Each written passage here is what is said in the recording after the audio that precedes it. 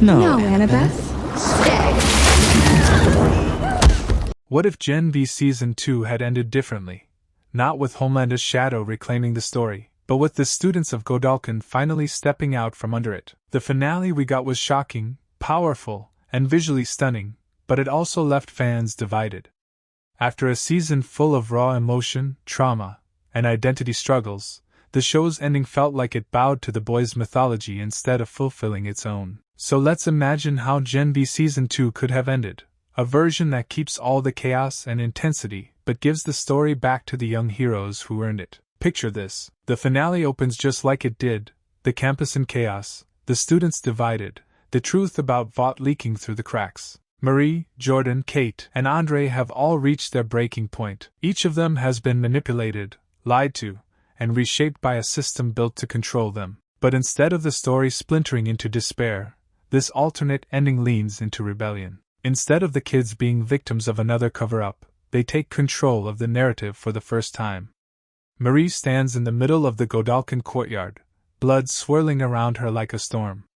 She's exhausted but defiant. The cameras are rolling, the news is broadcasting live, and for once, Vought doesn't control the message. Marie doesn't run, doesn't hide. She speaks directly to the world.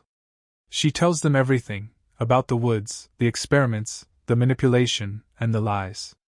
Her powers aren't just a weapon now, they're her voice. Every drop of blood becomes a symbol of the truth they've been bleeding for. It's raw, it's emotional, and it's exactly the kind of ending that fits Gen V's soul. Meanwhile, Jordan stands beside her, shifting forms mid-speech, not as a gimmick, but as a declaration of identity. In a world that forced them to choose who they could be, Jordan finally refuses. "You don't get to define us anymore," they say. It's a line that hits like a thunderclap, not just for Godolkin students, but for everyone watching. Because Gen V has always been about self-definition, about fighting to exist in a system designed to erase individuality. Jordan's transformation in this moment becomes symbolic of everything the show stands for. Andre, the heart of the group, watches it all unfold with a mix of pride and guilt. His father's voice still echoes in his mind, the expectations of legacy and failure intertwined. But instead of being crushed by that weight, Andre uses it. He exposes the truth about his father's involvement with Vought, about how deep the corruption runs. It's a powerful act of defiance, the sun breaking the generational cycle of silence. And then there's Cate. Her powers, the ability to control minds, have always been the most terrifying because they mirror what Vought has done to all of them emotionally. She's been both victim and villain, haunted by guilt. But in this version, Cate doesn't hide. She uses her power one last time, not to control, but to free. Imagine Cate walking through the facility where the woods once operated, touching each imprisoned student, whispering, "You're free now." The sound of hundreds of locks clicking open echoes through the halls like a redemption song.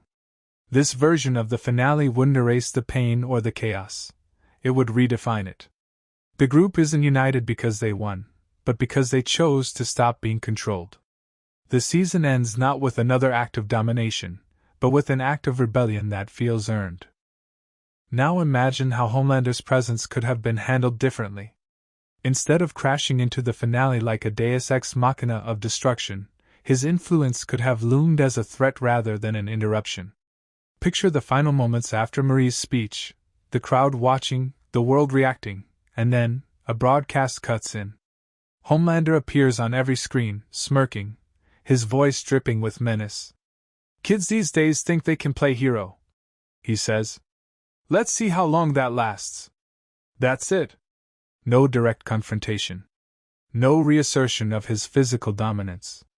Just his presence, a promise that the world they're stepping into is still dangerous, still ruled by monsters.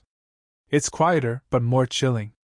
Because that's what Gen V does best, it doesn't need explosions to make a point. Its power lies in tension, in the emotional weight of what's unsaid. The aftermath of that ending could have set up Season 3, and even The Boys Season 5, with far more intrigue. The students would be fugitives now, not victims. The world would see them as both heroes and threats. News pundits would argue whether Marie's actions were brave or reckless. Vought would scramble to spin the narrative, calling the students terrorists, painting Godolkin as a rogue faction gone wrong. And through it all, we'd see the cracks forming, not just in Vaught's empire, but in the very idea of what it means to be a hero. In this version, the show ends with the same darkness, but with a heartbeat of hope. Marie, Jordan, Andre, and Cate stand together, not knowing what comes next, but united in one truth: they finally broke free. Maybe they're fugitives. Maybe they're legends. But for the first time, they belong to themselves. The final shot could have mirrored the first scene of the series. Marie looking at her hands, the blood swirling again, but this time she smiles. Not because the fight is over, but because she finally knows who she is. This ending would have stayed true to everything Gen V built across 2 seasons: trauma, identity, and power. It would have given closure without submission, rebellion without despair.